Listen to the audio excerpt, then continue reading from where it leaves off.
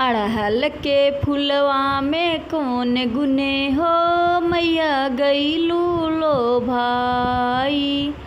अड़हल के फुलवा में कौन गुने हो, मैया गईलू लो भाई।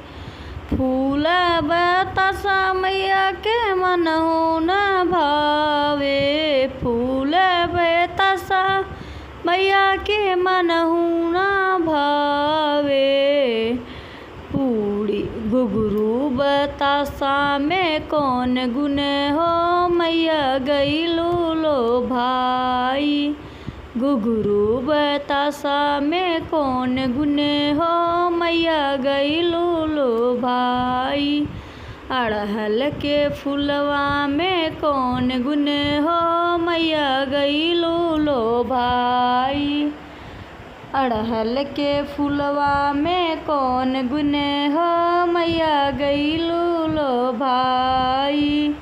अड़हल के फुलवा में कौन गुण हो, मैया गईलू लो भाई।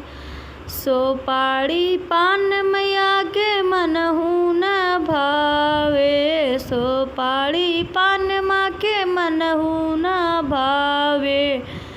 लाची लवंग में कौन गुण हो, मैया गईलू लो भाई।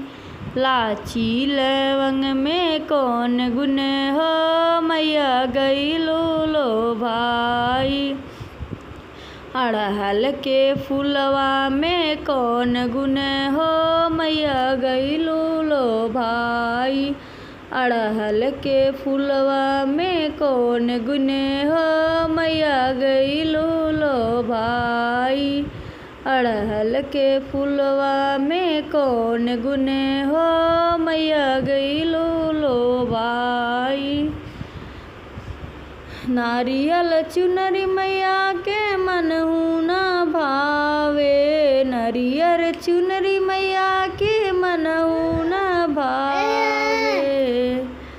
नारियल चुनरी माँ के मनहु न भावे।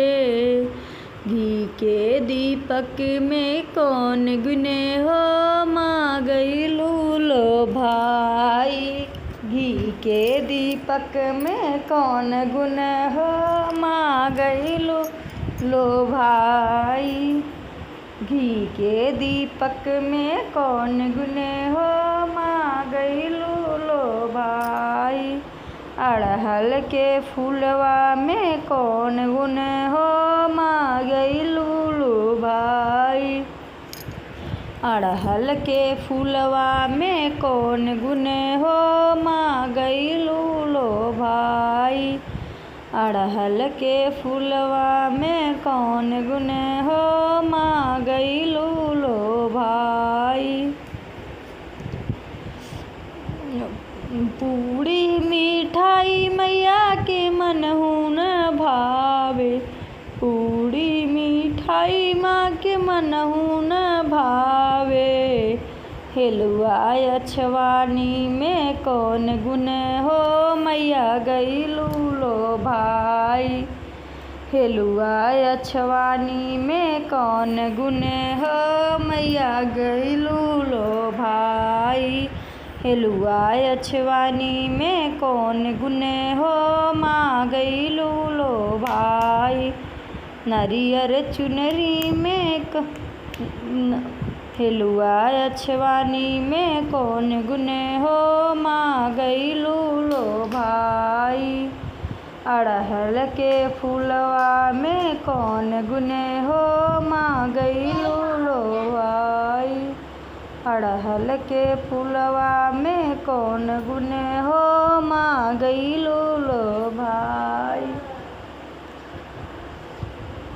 फूल माला मैया के मनहु न भावे, फूल माला माँ के मनहु न भावे। माली के हाथे में कौन गुण हो, माँ गईलू लो भाई। माली के हाथे क गजला में कौन गुण हो, माँ गईलू लो भाई। माली के हाथे में गजलाब कौन गुने हो, माँ गईलू लो भाई।